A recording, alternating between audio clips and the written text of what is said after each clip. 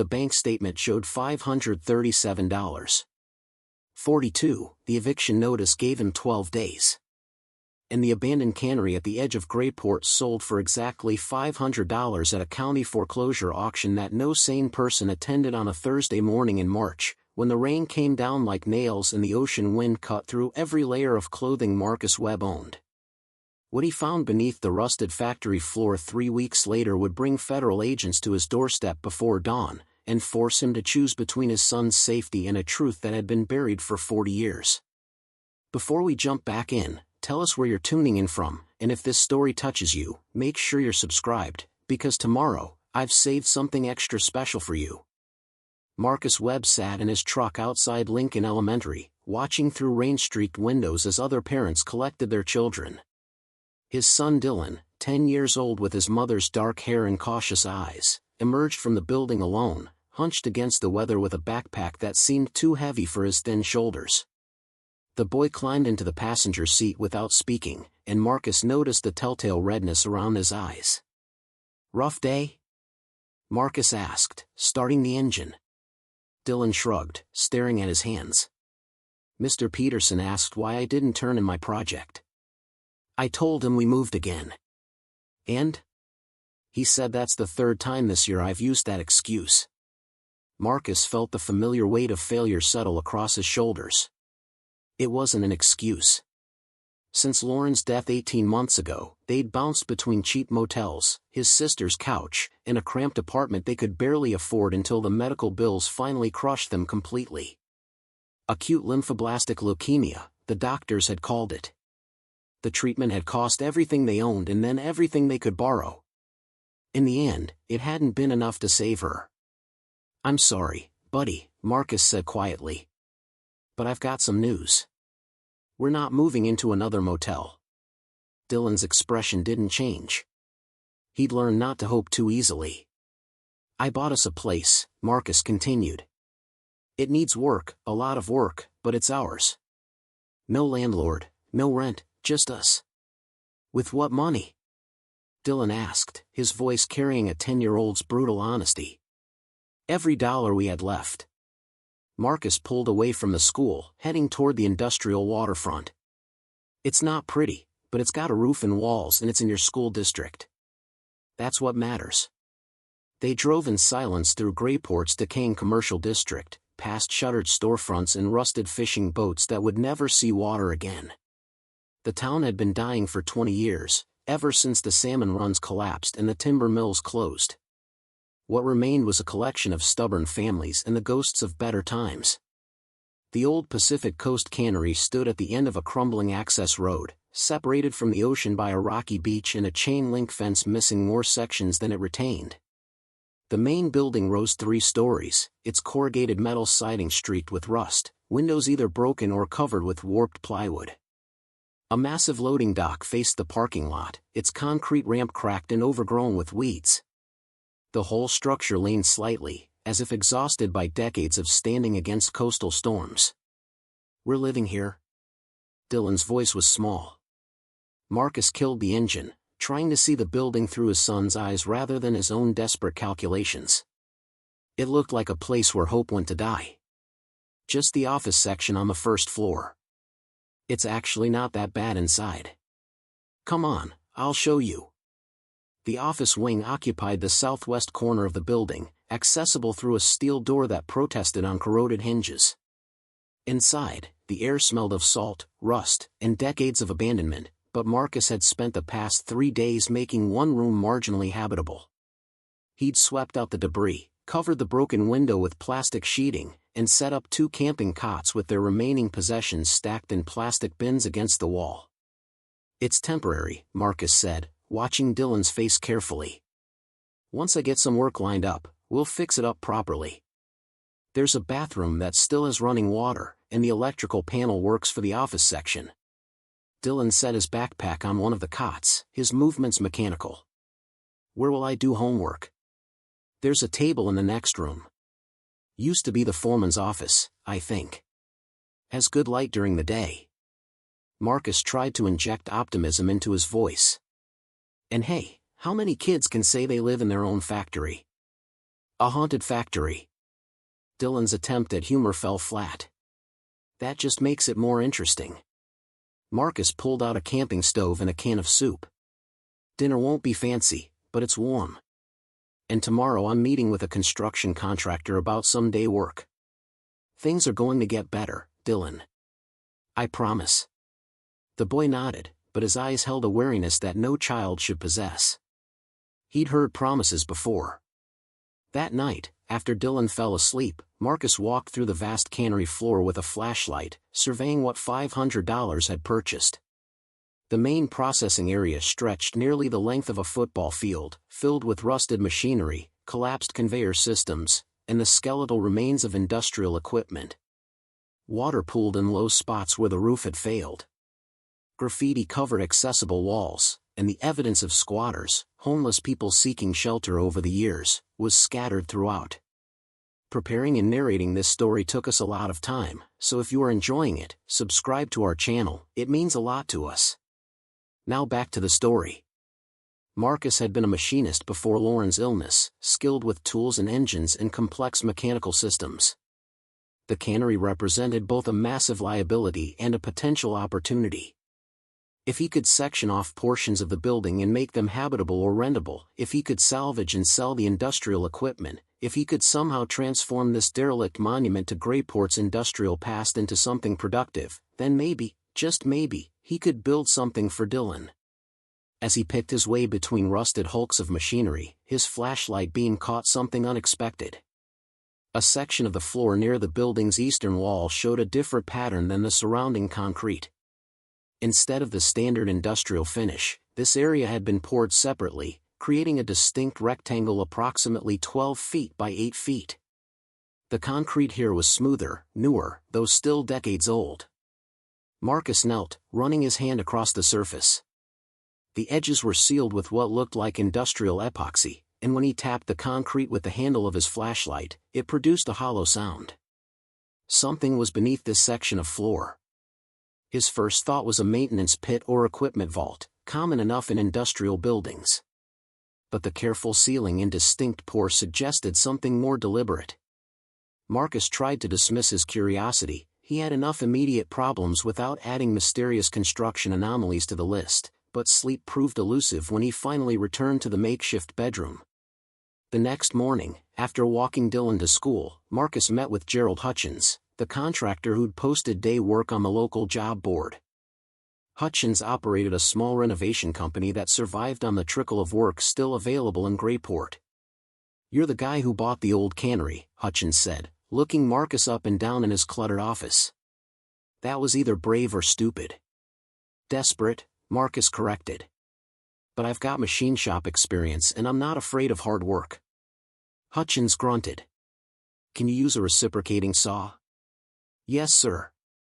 "Then you've got 3 days of demo work if you want it. $12 an hour, cash at the end of each day." It wasn't much, but it was something. Marcus spent the next 3 days tearing out water-damaged drywall from a flood-damaged house, earning barely enough to buy groceries and a few basic supplies for the cannery. Dylan spent his afternoons at the public library, a space with heat and internet and supervision until Marcus could collect him. On the 4th day, with no immediate work available, Marcus returned to the cannery with renewed determination to make their temporary home more livable. He patched the worst leaks in the office wing's roof, replaced a broken door lock, and set up a better sleeping area for Dylan in what had once been the plant supervisor's office, complete with a real door for privacy. By afternoon, he found himself back on the main cannery floor, staring at the sealed concrete rectangle. Curiosity gnawed at him with increasing intensity. What if it contained salvageable equipment? What if previous owners had left tools or materials that could be sold? Marcus retrieved a pry bar and a sledgehammer from his limited tool collection. The concrete was thick, reinforced, and breaking through required 2 hours of exhausting work. But eventually, a section gave way, revealing not a shallow maintenance pit but stairs descending into darkness. Marcus stared into the opening he'd created, his heart suddenly pounding. This wasn't a standard industrial feature. The stairs were steel, professionally installed, leading down at least 20 feet before disappearing beyond his flashlight's reach. "What the hell?" he whispered. Every instinct warned him to call the authorities, report what he'd found, and let someone else investigate. But other instincts argued differently, the instinct of a desperate man who'd spent every remaining dollar on this property, who needed to know if opportunity or danger lay beneath his feet. Marcus descended carefully, testing each step before committing his weight. The stairwell had been carved through bedrock, the walls lined with concrete and showing signs of professional construction. At the bottom, approximately 30 feet below the cannery floor, a heavy steel door stood slightly ajar, its electronic lock dark and inactive. Beyond the door lay a corridor lit by emergency lighting that somehow still functioned after what must have been decades. The air was surprisingly fresh, suggesting functional ventilation. The walls were painted institutional gray, and conduits for electrical and communication cables ran along the ceiling. This was no makeshift shelter or smuggling tunnel. This was a government installation. Marcus moved forward slowly, his flashlight beam revealing a facility that seemed frozen in time. The corridor opened into a large room filled with equipment that belonged in a museum or a spy film. Radio receivers with vacuum tubes and analog dials. Map tables with overlays showing the western United States and Soviet Union. Filing cabinets with faded security classifications stamped on their drawers. A communication station bristling with antiquated but sophisticated technology. On one wall hung a large emblem, a shield containing an eagle and the words Civil Defense surrounding a circle with a triangle inside. Marcus recognized it from history books, the symbol of Cold War-era emergency preparedness programs. He'd purchased an abandoned cannery and inadvertently acquired what appeared to be a secret Cold War bunker. Marcus spent the next hour exploring the facility in a daze. Beyond the main operations room lay living quarters with bunk beds, a small kitchen, bathroom facilities, and storage areas stocked with supplies that had expired decades ago. Everything suggested this had been designed as a command center or monitoring station, a place where personnel could remain underground for extended periods if necessary. A metal desk in the corner of the operations room bore a nameplate that read Director Harrison Cole, FEMA Region 10. Marcus opened drawers to find documents, logs, and reports, all bearing various levels of security classification. The dates ranged from 1962 to 1989, suggesting the facility had operated for nearly 3 decades before being decommissioned or abandoned. One folder contained what appeared to be operational guidelines for a continuity of government program during nuclear attack. Another held communication protocols for coordination with military installations throughout the Pacific Northwest. The scope and purpose of the facility gradually became clear. This had been a command post designed to maintain governmental authority and coordinate emergency response in the event of nuclear war. Marcus sat heavily in a dusty chair, trying to process the implications. He owned property containing a classified Cold War installation.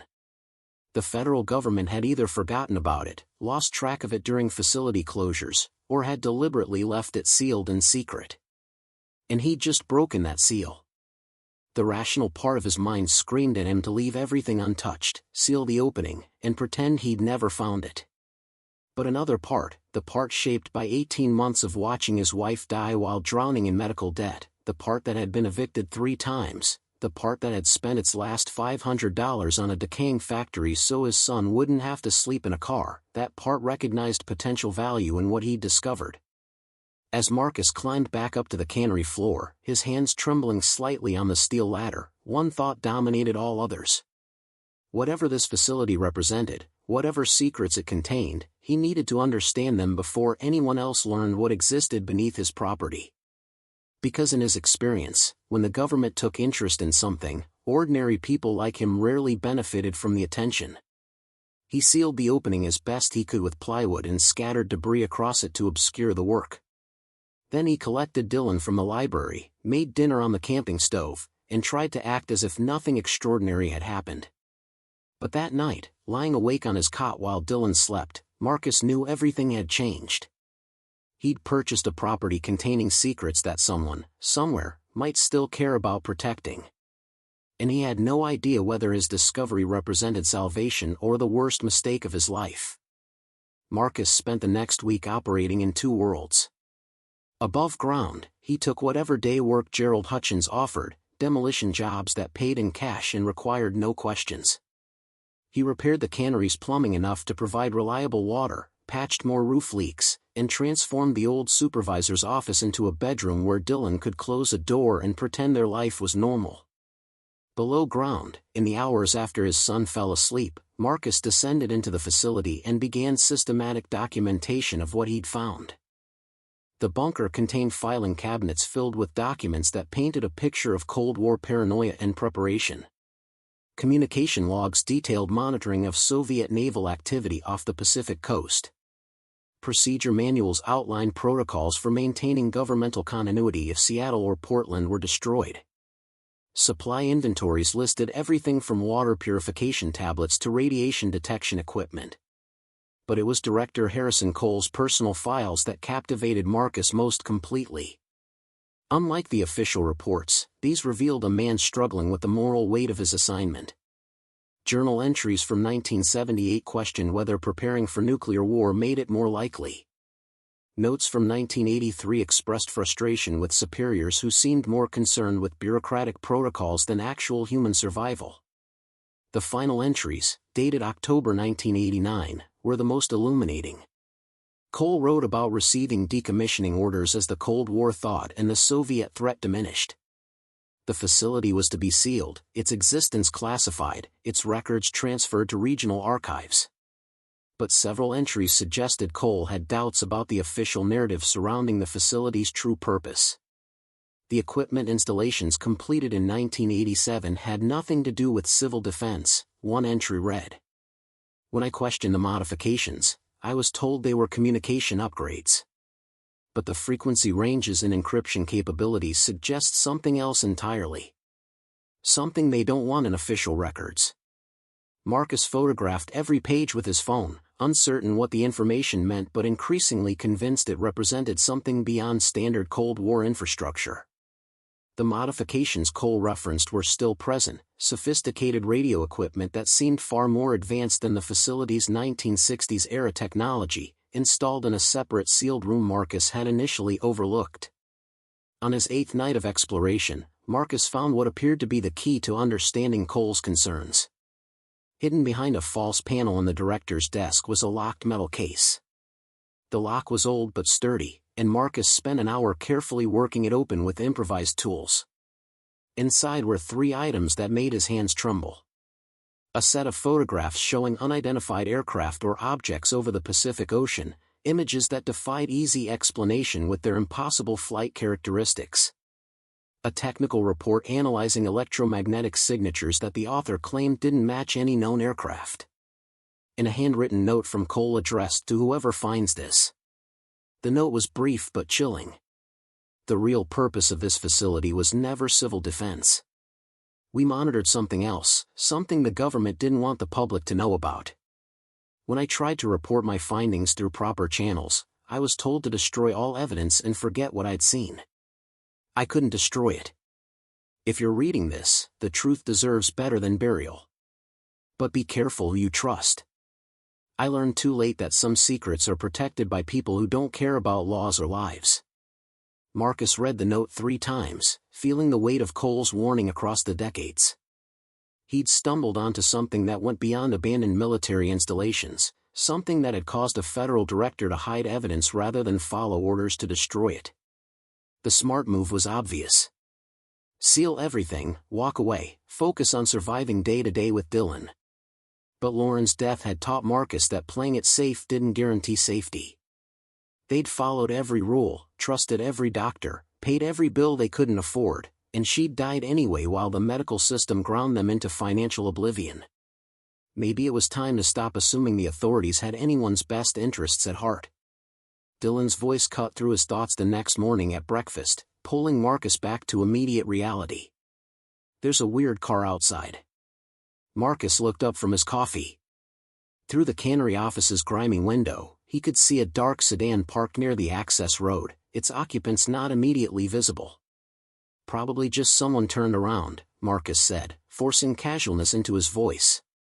It's been there for 20 minutes, Dylan said. I noticed it when I woke up. Marcus set down his coffee and moved to the window for a better view. The sedan was generic, American-made, the kind of unremarkable vehicle that government agencies favored. As he watched, two men emerged. Both wore business casual attire that looked absurdly out of place against the Cannery's industrial decay, dark slacks and button-down shirts under windbreakers. They were walking toward the building with purpose. Marcus's heart rate spiked. He'd sealed the bunker entrance, hidden his explorations, told no one about his discovery. But maybe the facility had sensors he'd missed. Maybe breaking through the concrete had triggered some long-dormant monitoring system. "Dylan, go to your room and stay there until I come get you," Marcus said quietly. "Dad, what's wrong?" "Nothing. Just do it. Please." Dylan recognized the tone, the same one Marcus had used in hospital waiting rooms when bad news was coming. The boy retreated without further argument. Marcus met the men at the steel door before they could knock. Up close, they had the clean-cut appearance of federal agents, everything about them precisely maintained and carefully neutral. "Marcus Webb?" the taller one asked, though his tone suggested he already knew the answer.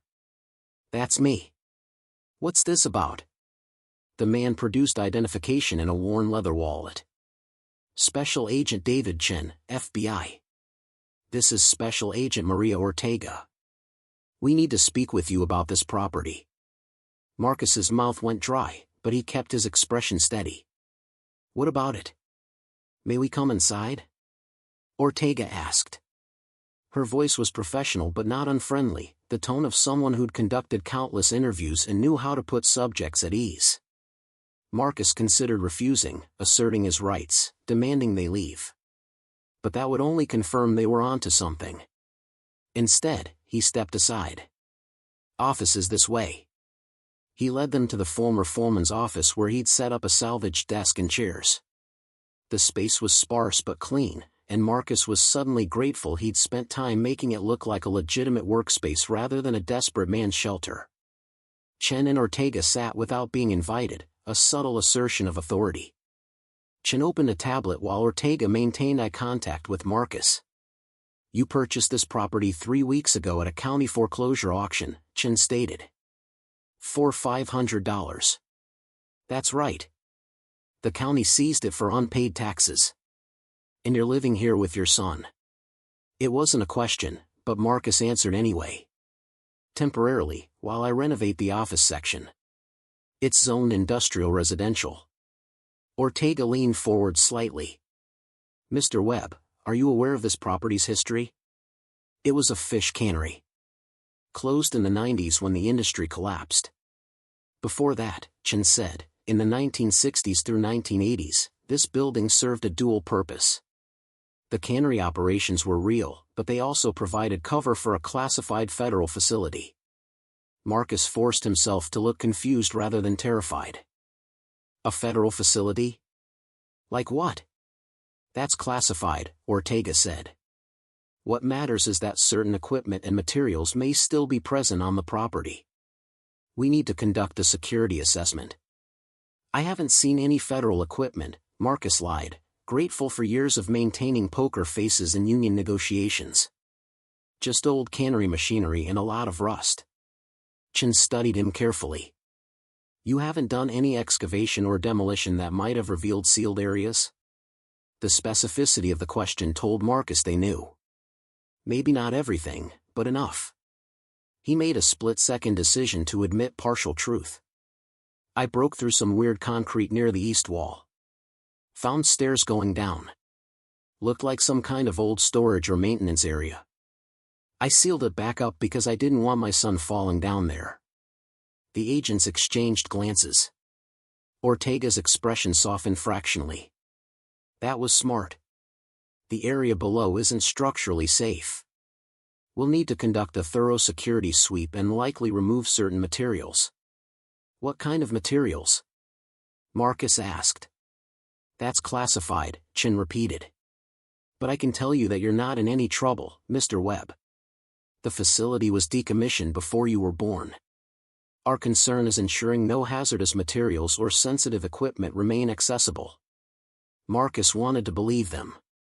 But Harrison Cole's warning echoed in his mind. Some secrets are protected by people who don't care about laws or lives. How long will this security sweep take? He asked. 2 to 3 days, Ortega said. We'll try to minimize disruption to your living space. And if you find materials that need removal, then we remove them, Chen said flatly. This is a matter of national security, Mr. Webb. I'm sure you understand.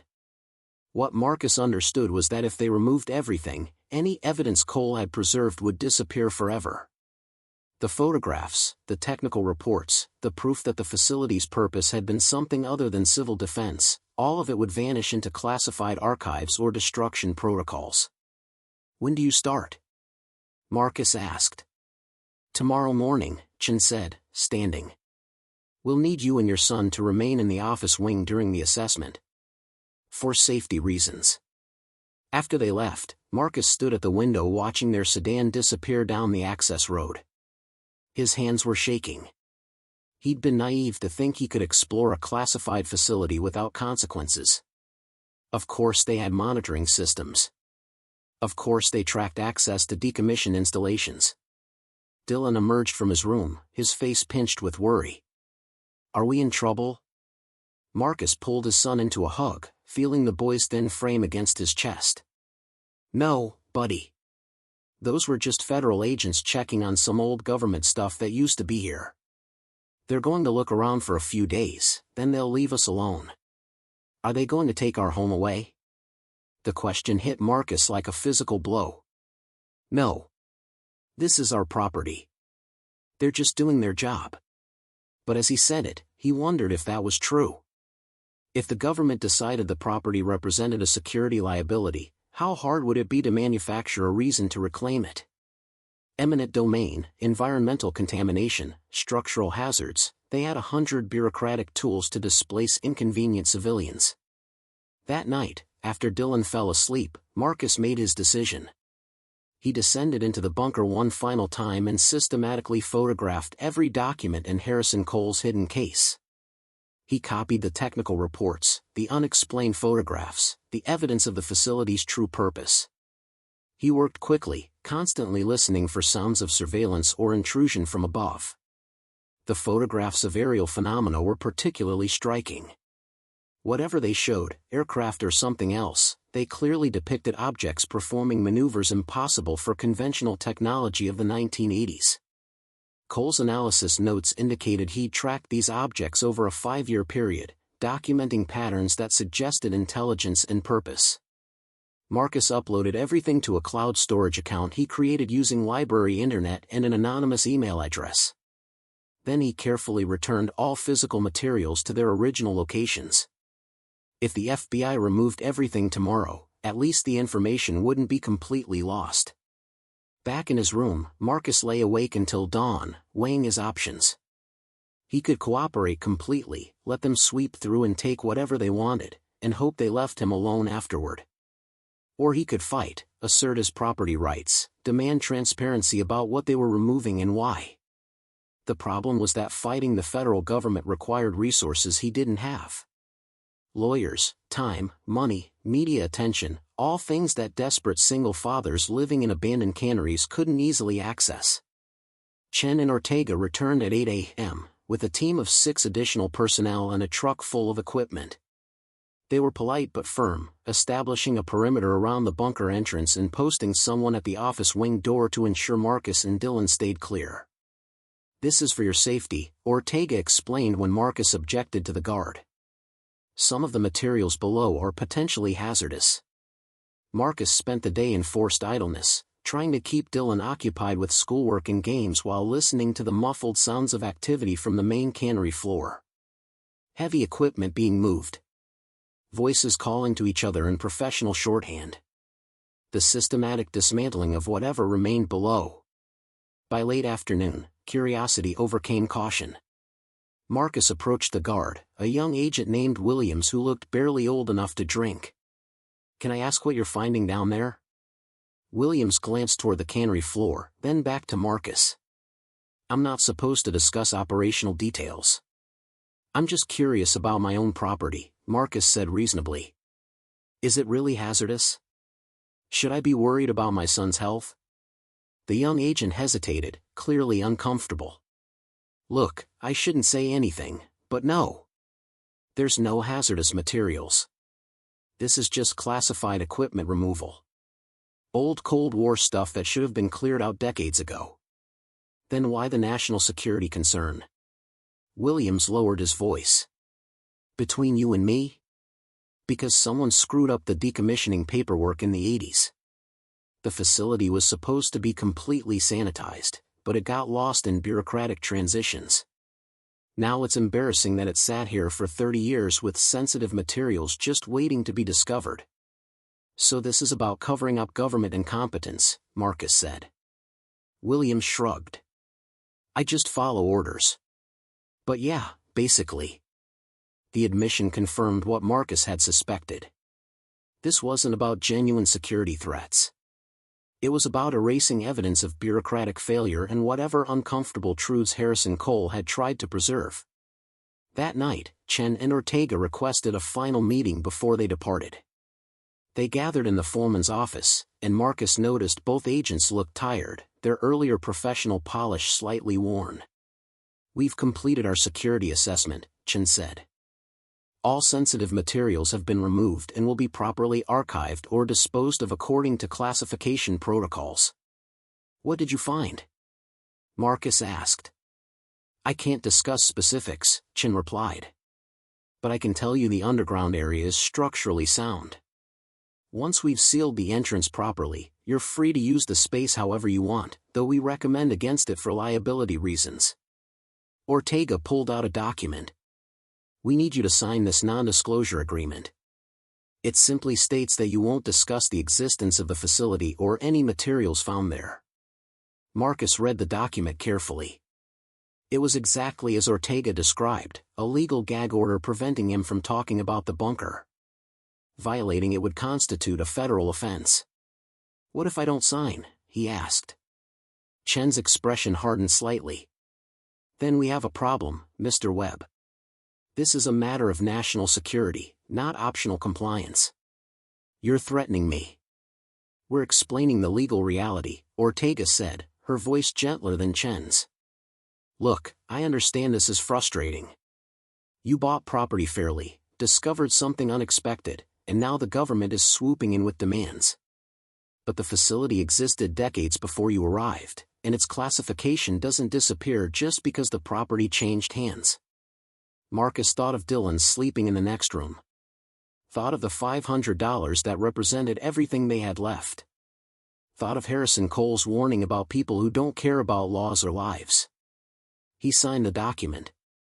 After the agents departed, Marcus stood in the empty cannery floor looking at the newly sealed concrete where the bunker entrance had been. They'd done professional work, making it nearly invisible. Someone could walk across this floor for years without knowing what lay beneath. But Marcus knew.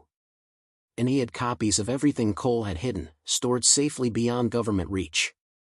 The question was what to do with that knowledge.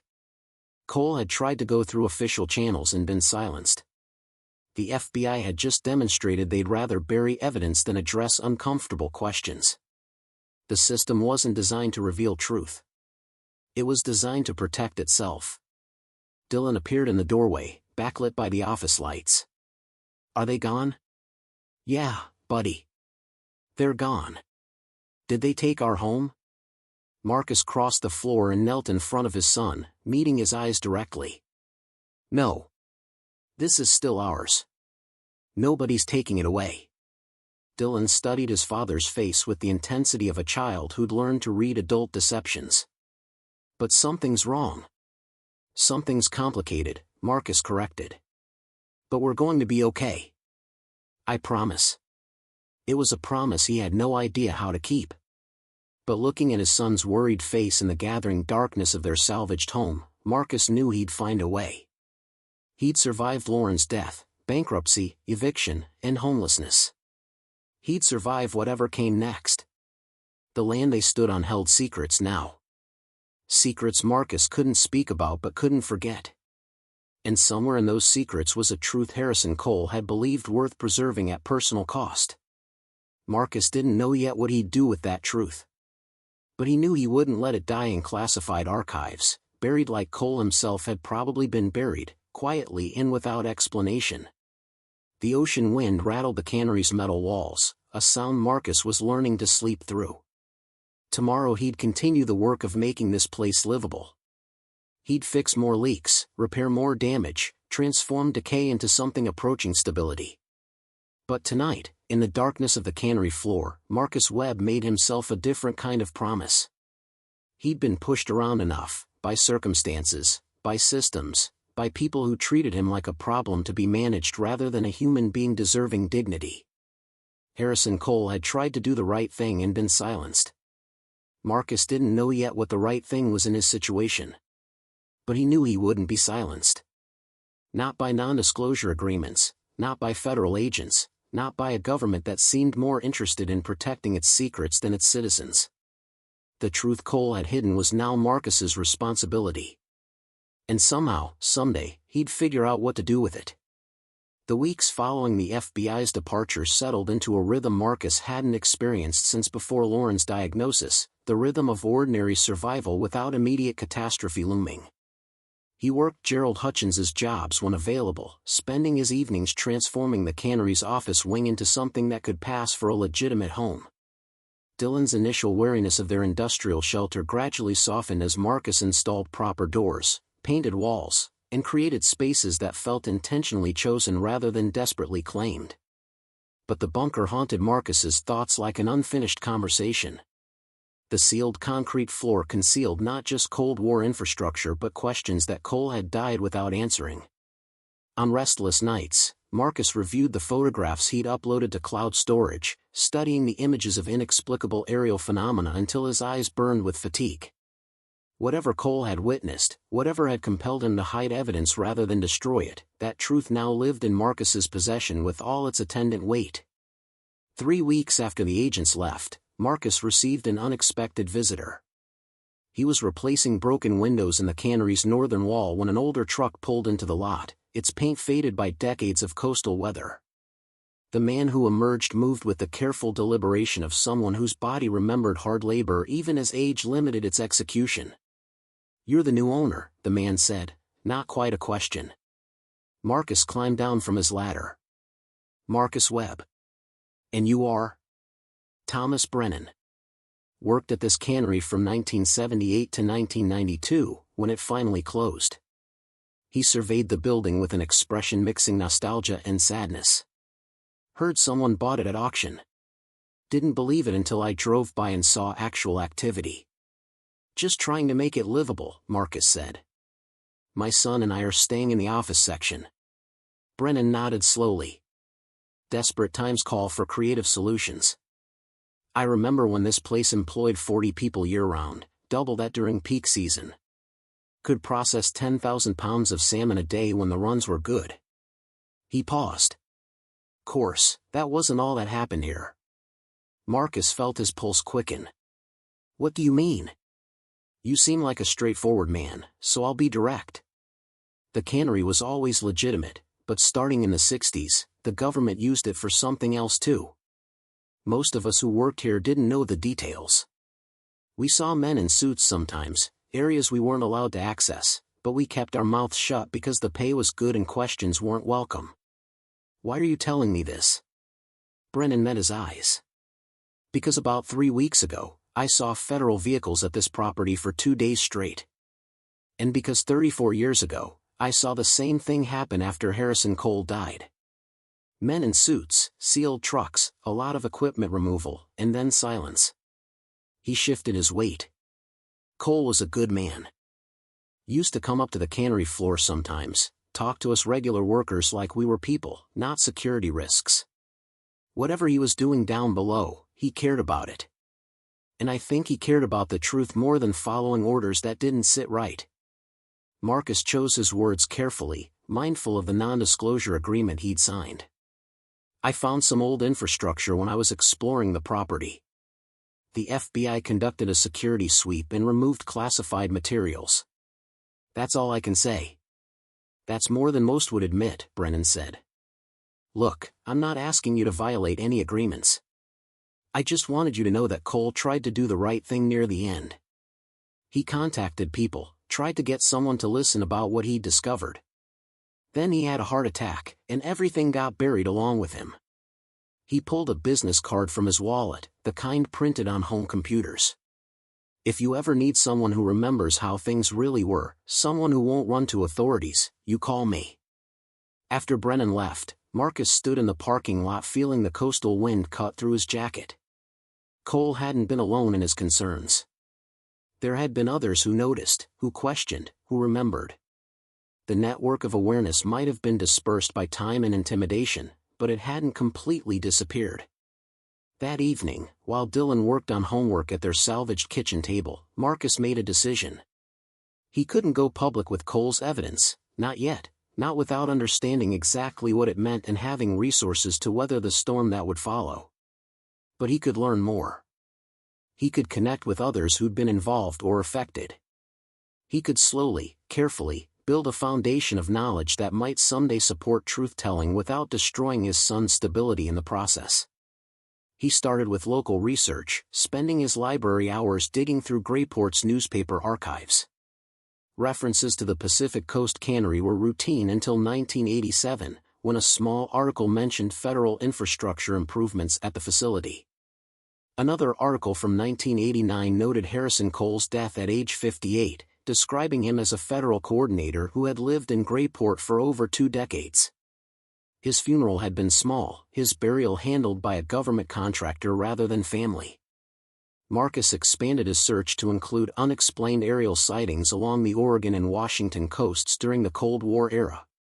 What he found was startling in its volume. Dozens of documented cases, most dismissed as weather balloons, military exercises, or civilian misidentification. But the patterns Cole had noted in his reports were visible in the public record too. Clusters of sightings around certain coastal locations, consistency in described behaviors, and a deliberate institutional reluctance to investigate seriously. "Dad, you're doing that thing again," Dylan said one evening, looking up from his book. "What thing?" "Where you stare at your computer like it personally offended you." Marcus closed his laptop. "Sorry, buddy. Just researching some local history." Dylan set aside his book, a fantasy novel the librarian had recommended. "Is it about the bunker?" The directness caught Marcus off guard. "What makes you think that?" "Because you've been weird since those FBI people came. And I'm not stupid. I know there's something important under our floor that you're not telling me about." Marcus studied his son's face, seeing Lauren's intelligence and determination reflected there. Dylan deserved honesty, at least as much as Marcus could provide without burdening him with dangerous knowledge. "You're right," Marcus said. "There are things I can't tell you yet, not because you're not smart enough to understand, but because knowing might put you at risk. But I promise you this, when you're older, when you're ready, I'll tell you everything." Dylan considered this. Like how Mom never told me how sick she really was until near the end. The comparison hit Marcus hard. That was different. She was trying to protect you. "So are you," Dylan said simply. "I get it, Dad. I just wish grown-ups would trust kids more. We can handle more than you think." That night, Marcus lay awake thinking about burdens and protection, about the things parents carry so their children don't have to. Lauren had shouldered the weight of her illness's prognosis for months, maintaining normalcy for Dylan even as her body failed. Now Marcus was carrying secrets that felt equally heavy, equally isolating. But where Lauren's burden had been terminal, his was different. The knowledge he possessed wasn't killing him. If anything, it was giving him purpose beyond mere survival. The question was whether that purpose justified the risks. Spring arrived gradually along the coast, the rain softening from winter's assault to something gentler. Marcus continued his renovation work with growing confidence, discovering that the cannery's industrial bones were sounder than its cosmetic decay suggested. He sectioned off portions of the main floor, creating rental storage spaces for local fishermen and small businesses. The income was modest but consistent, supplementing his construction work enough to buy actual furniture and start a small savings account. Dylan's grades improved as their housing stabilized. His teacher, Mrs. Patterson, called one afternoon to express pleasant surprise at his recent progress. "He seems more focused," she said. "More grounded. Whatever you're doing, it's working." What Marcus was doing was simply being present, being stable, being the parent Dylan needed rather than the desperate survivor he'd been forced to become. The Cannery, for all its strangeness and secrets, had given them that foundation. In late April, Marcus received a letter forwarded through several addresses, finally reaching him via general delivery at the Grayport post office. The return address was a P.O. box in Albuquerque, New Mexico, and the sender was listed only as J. Cole. Inside was a single handwritten page. "Mr. Webb, I am Harrison Cole's daughter. I learned of your property purchase through monitoring county records for the Pacific Coast Cannery, something I've done quarterly since my father's death. I suspect you've discovered what he left behind and that federal authorities have already visited you. If you're willing, I'd like to speak with you about my father's work. He was a good man who died believing he'd failed to protect truth from institutional burial. Perhaps together we can honor his memory properly. There is no pressure to respond, but if you choose to, the number below reaches me securely."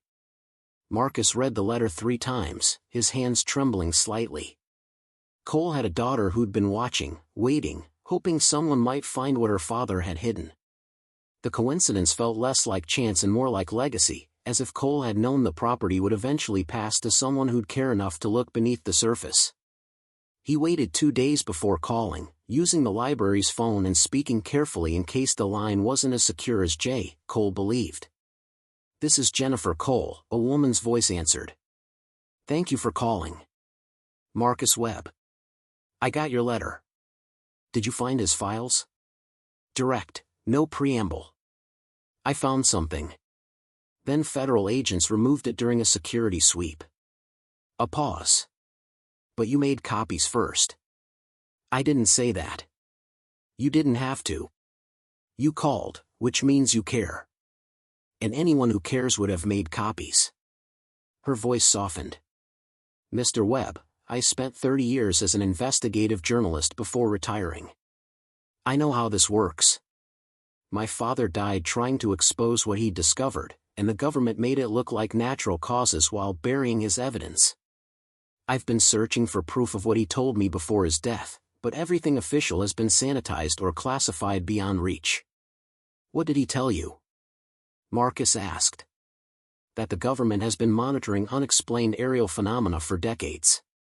That they've collected evidence of intelligence beyond human origin. And that instead of sharing this knowledge with the public, they've built bureaucratic structures designed to suppress and discredit it." She paused. "He wanted the world to know we're not alone. They wanted him silent. 2 weeks after he told me he was going public, he had a fatal heart attack at 58 with no prior cardiac issues."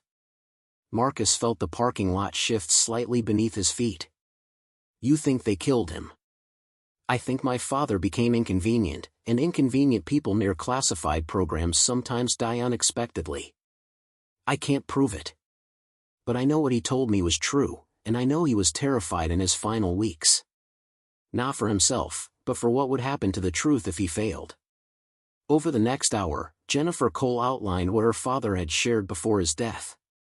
The monitoring station beneath the Cannery had indeed started as Cold War civil defense infrastructure, but its mission had shifted in the 1970s when repeated unexplained aerial sightings along the Pacific coast couldn't be explained by foreign aircraft.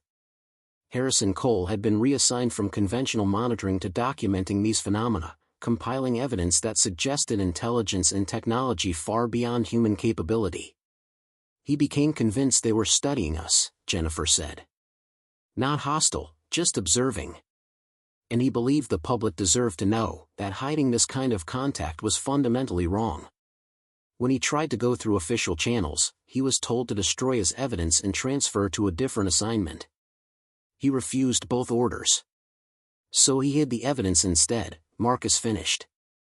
"In a property he knew would eventually be seized for taxes and sold at auction. He figured if the government wanted it buried, they'd have to actively monitor the property forever, and bureaucracies don't have that kind of patience. Eventually, someone would buy it, find what he left, and maybe have the courage he couldn't sustain. Marcus thought of Dylan, sleeping in the converted office while secrets literally beneath their feet connected to questions humanity had asked since first looking at stars. I have a son. I can't risk his safety for this. I understand, Jennifer said, and her voice carried genuine sympathy. I'm not asking you to be a martyr. But if you still have copies of what my father documented, I'd like to see them. Not to publish immediately, but to preserve. To ensure that if the right moment comes, the evidence exists. They arranged a meeting for the following month, enough time for Marcus to verify her identity and ensure the meeting wouldn't attract federal attention. Jennifer would fly to Portland, rent a car, and meet him at a neutral location where they could exchange information without connecting it to the Cannery. As Marcus hung up, he felt the weight of responsibility shift slightly. He wasn't alone anymore in carrying Cole's legacy. There was someone else who understood, who cared, who had resources and experience he lacked. The meeting with Jennifer Cole took place at a state park 30 miles from Grayport, far enough from the Cannery to avoid obvious connection.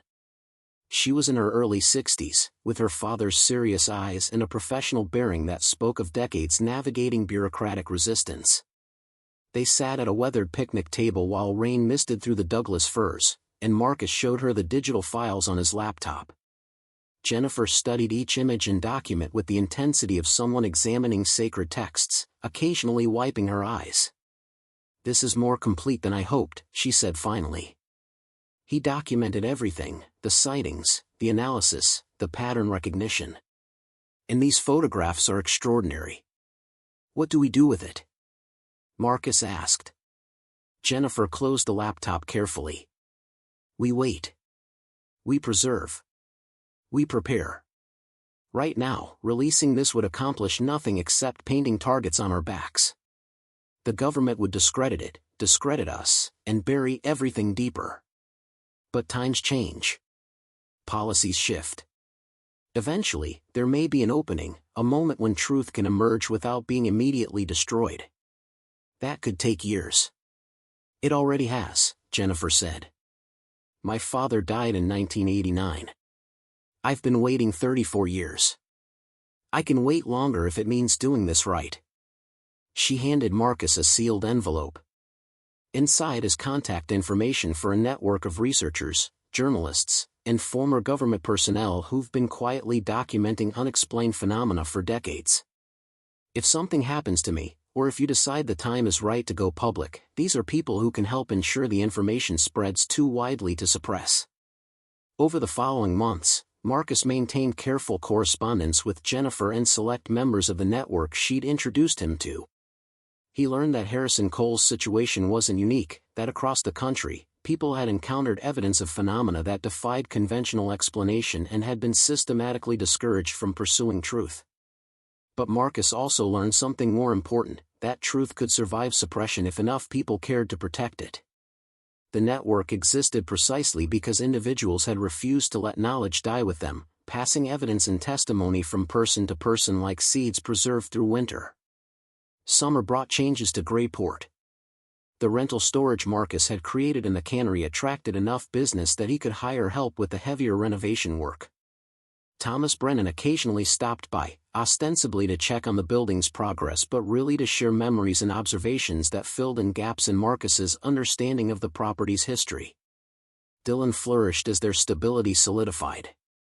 He made friends, joined the school's science club, and stopped flinching every time Marcus mentioned their finances.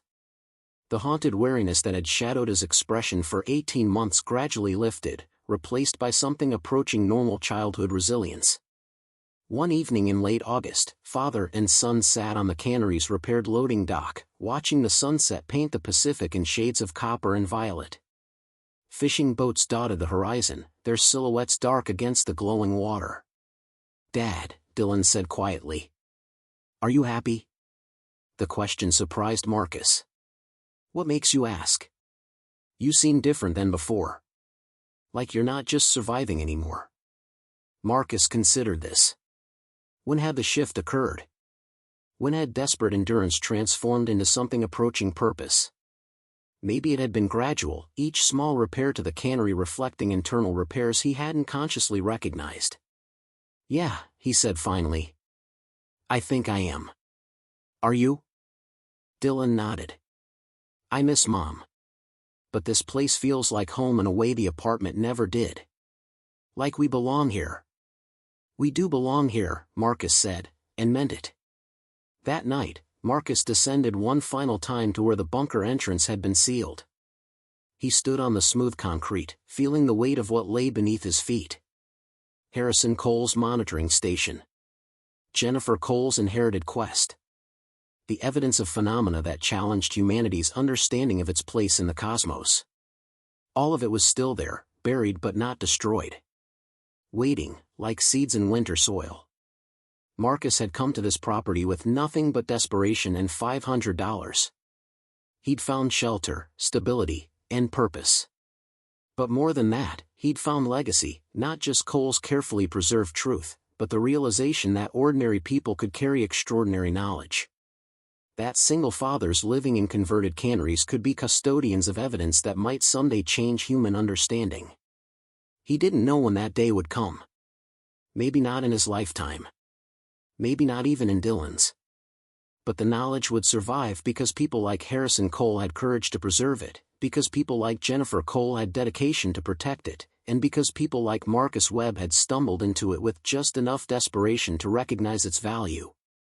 The ocean wind rattled the cannery's metal walls, a sound Marcus no longer heard as threatening but as conversation, the building settling into its new purpose, sheltering not just father and son but truth itself.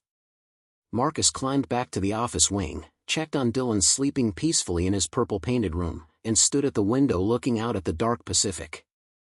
Somewhere beyond that horizon, perhaps above it, the phenomena Cole had documented continued their mysterious patterns, observed or unobserved, acknowledged or denied.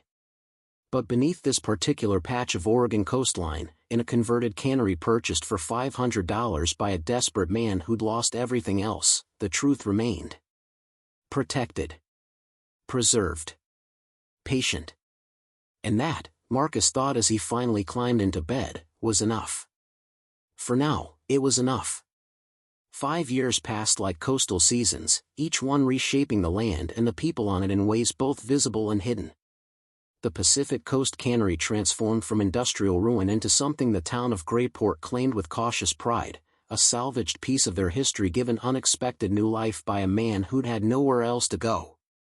Marcus had learned that desperation could be a form of vision. What others saw as worthless decay, he'd recognized as possibility, not because he was particularly clever or brave, but because he'd been desperate enough to look past the rust and broken windows to the bones beneath. The cannery's bones had been sound. And gradually, with patience and labor that left his hands permanently calloused, he'd built something lasting around them. The rental storage units he'd created expanded to fill nearly half the main floor, housing fishing equipment, seasonal inventory for the handful of businesses still operating in Grayport, and the accumulated possessions of families who'd downsized but couldn't bear to discard their histories. The income was modest but steady, supplemented by Marcus's consulting work with a marine equipment company that valued his machinist background and didn't care that he worked from a converted cannery office. Dylan had grown from a wary 10-year-old into a teenager whose height had caught Marcus by surprise one morning when they stood side by side in the bathroom mirror.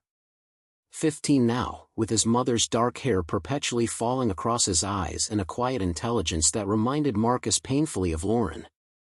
The asthma that had plagued his childhood had disappeared entirely in Grayport's clean coastal air, and Dylan moved through the world with the easy confidence of someone who'd survived enough to know his own resilience. The boy knew there were secrets in the property he called home. Marcus had been careful never to lie to him, only to defer, to promise that understanding would come when the time was right.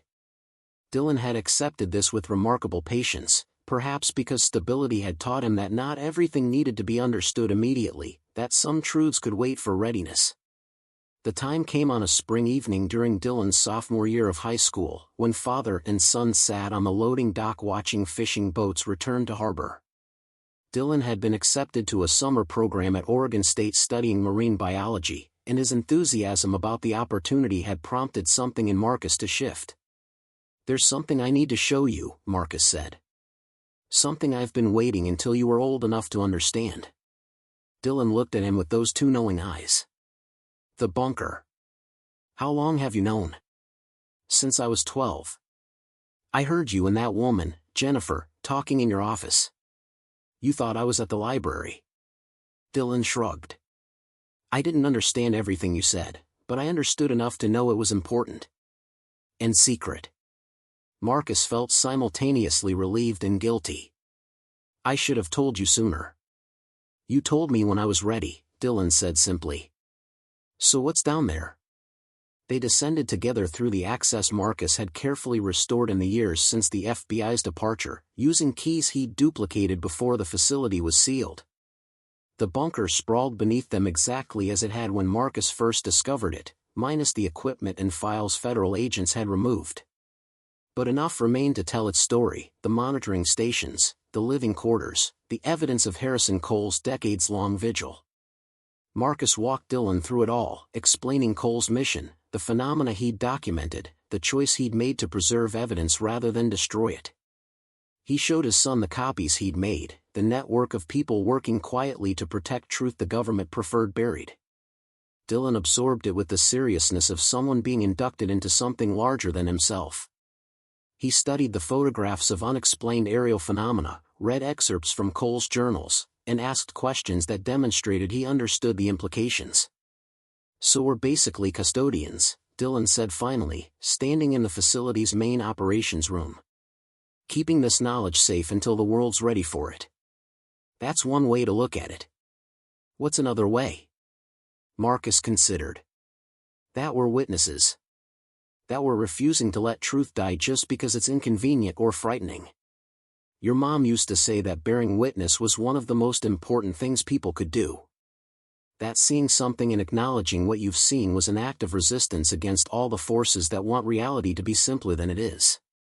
Dylan was quiet for a long moment. I wish I remembered more about her. She'd be proud of you, Marcus said. Of who you're becoming.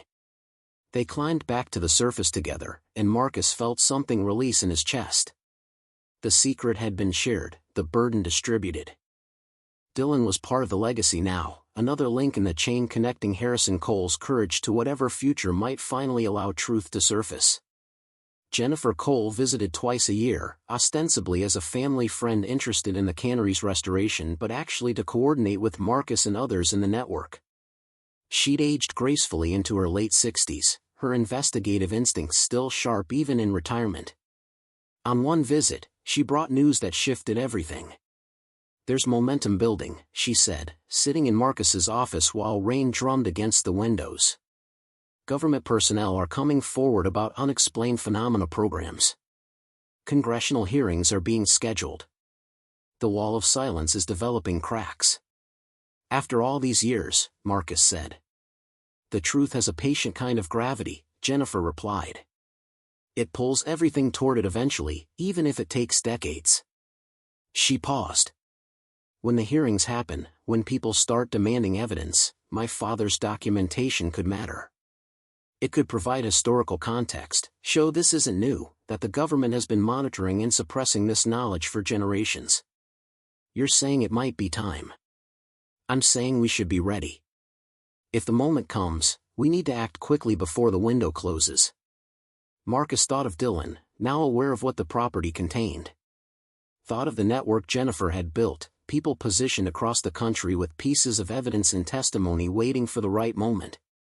Thought of Harrison Cole, dead 39 years, who'd believed the truth deserved protection even at personal cost.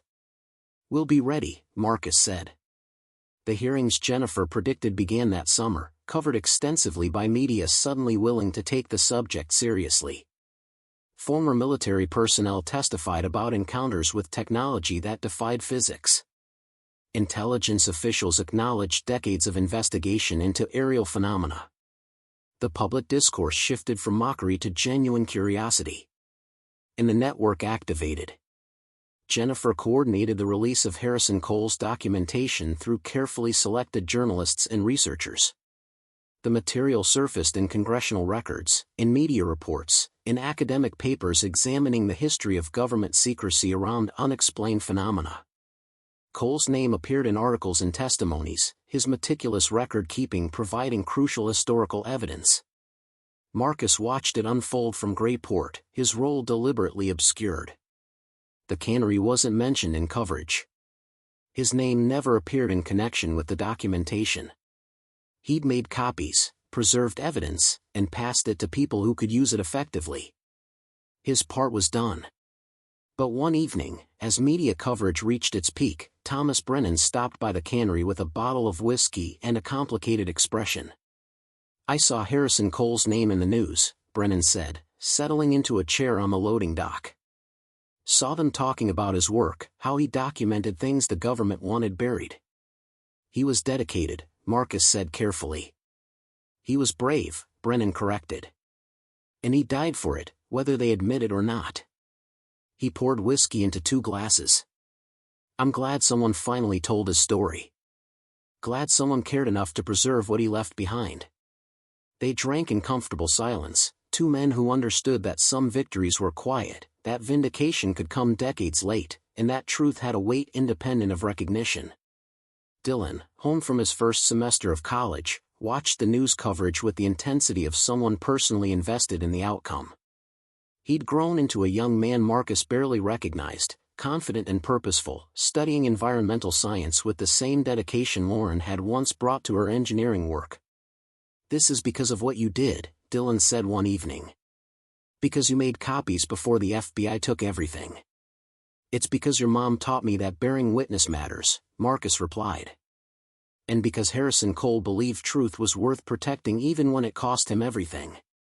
"Do you think he knew?" Dylan asked. "That someday this would happen?" Marcus considered the question. "I think he hoped. And hope was enough to keep him going when everything else said to give up." Winter settled over Grayport with the familiar pattern of storms and stillness. The Cannery stood solid against coastal winds, its industrial bones warm now with heat and light and purpose.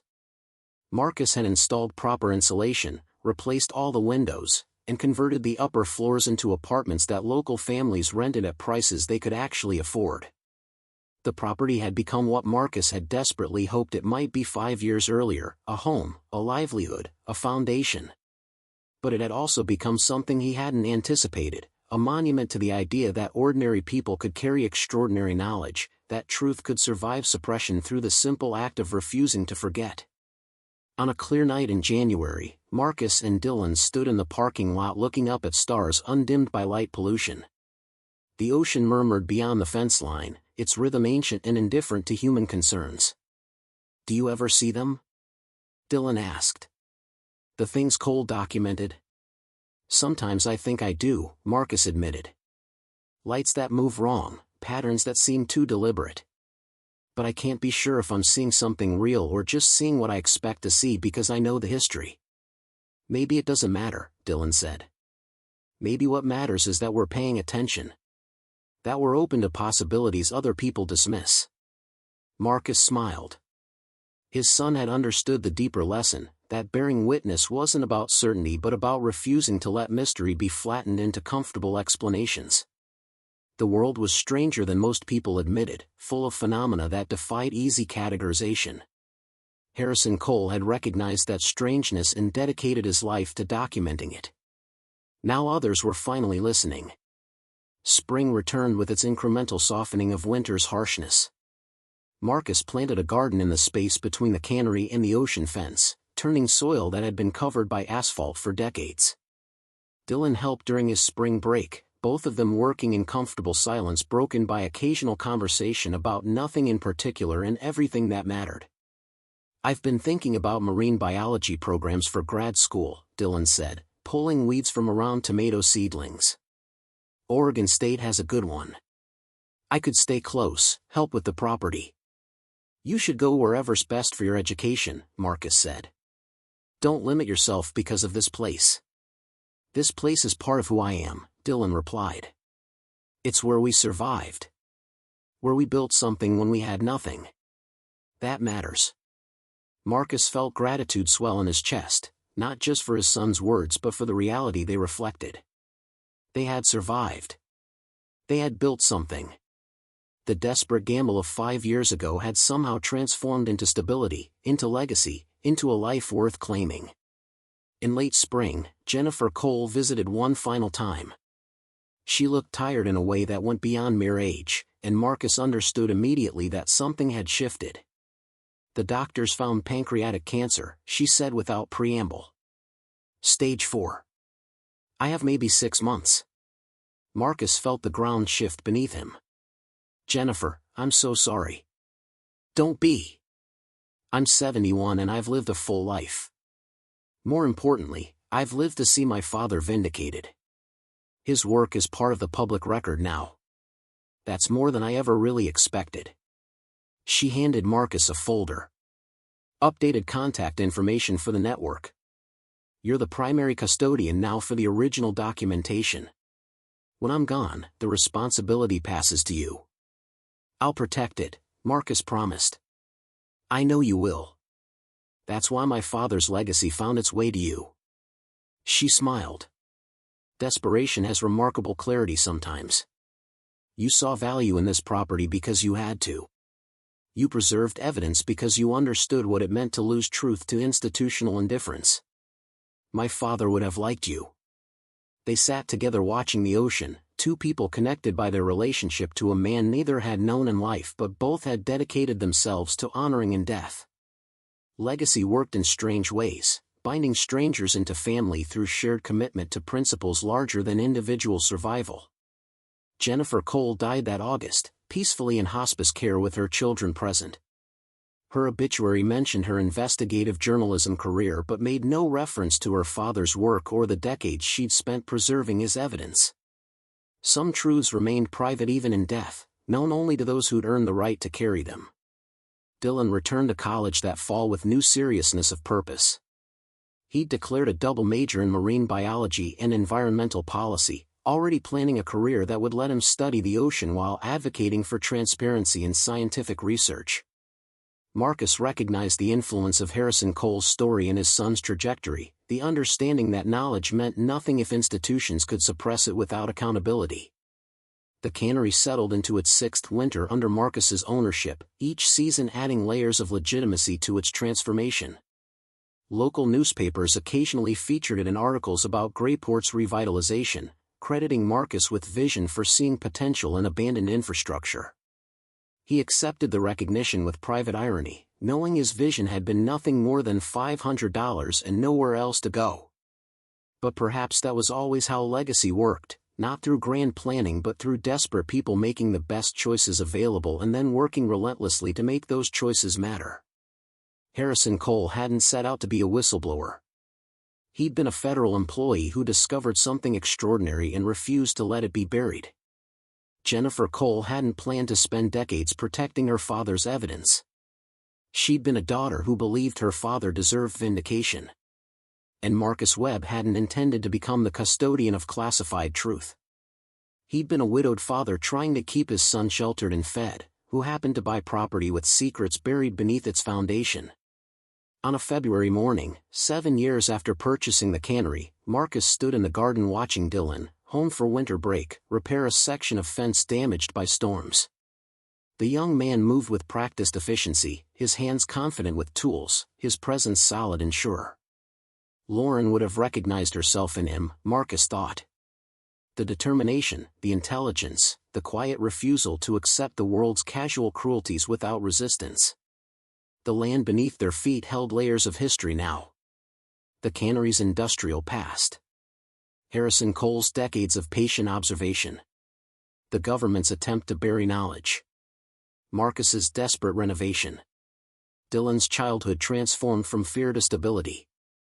All of it compressed into soil and concrete and salt air, remembered by the land itself even as individual memory faded.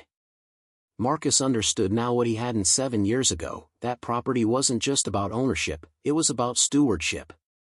He didn't possess this land so much as tend it, protecting its secrets, honoring its history, preparing it for whoever would come after. Dylan would inherit it someday, and presumably Dylan's children after that, each generation adding their own layers to the accumulated story. The coastal wind carried the scent of ocean and possibility. Somewhere above, phenomena that Harrison Cole had spent his life documenting continued their mysterious patterns, observed or unobserved, acknowledged or denied. The truth of their existence remained independent of human recognition, patient as the tide, certain as gravity. And beneath the Pacific Coast Cannery, in a sealed facility that had witnessed decades of vigil and sacrifice, the evidence endured. Not perfect, not complete, but preserved. Waiting. Ready. Marcus felt the weight of that readiness settle across his shoulders like an old coat, familiar and permanent. He was the custodian now, the keeper of knowledge that had cost one man his life and another woman her decades. The responsibility would pass to Dylan eventually, and then to whoever came after, an unbroken chain of witnesses refusing to let truth disappear into convenient silence. The sun climbed higher, burning through morning fog to illuminate the cannery's weathered walls. Dylan finished the fence repair and walked back toward the building, his silhouette tall against the brightening sky. Marcus joined him, and together they returned to the daily work of maintenance and survival, the unglamorous labor of making a home from salvaged pieces. Behind them, the Pacific continued its ancient rhythm. Above them, the sky held its secrets. Beneath them, the land remembered everything, bearing witness to human struggle and persistence, to the truth that some things matter more than survival, to the understanding that legacy is built in small choices accumulated over time until they become unshakable as bedrock. The cannery stood solid, transformed by necessity into sanctuary. And in the transformation, in the layers of history compressed into its foundation, was proof that desperate people could become custodians of extraordinary knowledge, that truth could survive suppression through simple refusal to forget, and that the land itself would remember long after individual memory faded into the patient earth. Up next, you've got two more standout stories right on your screen. If this one hit the mark, you won't want to pass these up.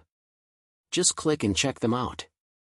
And don't forget to subscribe and turn on the notification bell so you don't miss any upload from us.